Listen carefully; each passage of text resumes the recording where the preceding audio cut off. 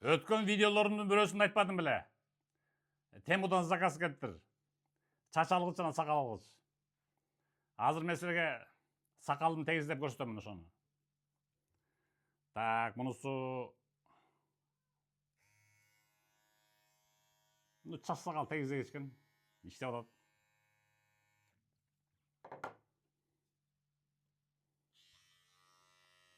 Мунусу да ошол.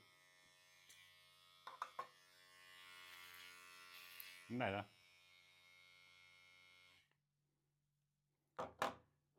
Меники основном көрсөтөрүм бул. Мону иштетем азыр, мына карап тургула. Сакалымды азыр ушуну тегиздейм азыр. Мына көр эмне.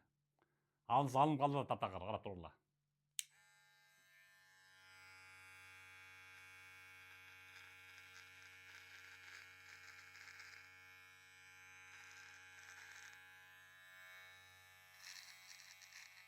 Исламист балдар менен зонада отурганда айтты эле. Маяктын бүт өстүрүп жүр, өсөтүп турбай сеники бүтүрө депчи мындай. Мага ушуну совет беришкен да. Сакамен эттерим. Негизи вообще сүннөт боюнча албаш керек экен. Кандай өссө ошо жога бериш керек экен. Мисалы кээ бирлер өткөндө бирөө маягына тиктирем, сакал тиктирем деп өлүп кетпеди бир врач. Каза болуп калбадыбы? Айс болсо турган сакал алып иштеп атабыз сүнүтүп. Ошол.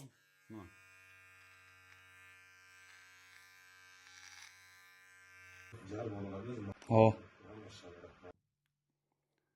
Сүннөт боюнча ошол. Чач сакалга кына коюш керек. Көзгө сурма коюш керек. Попробуйте ошо зонада отурган балдарга айтып көрчү, көзүңө эмне сурма койдум деп туруп. Бычак жеп каласыңар. Аякта билесиз эмне үчүн отуруп, терроризм үчүн отурушат. Анткени бул сүннөттө айтылган. Сүннөт.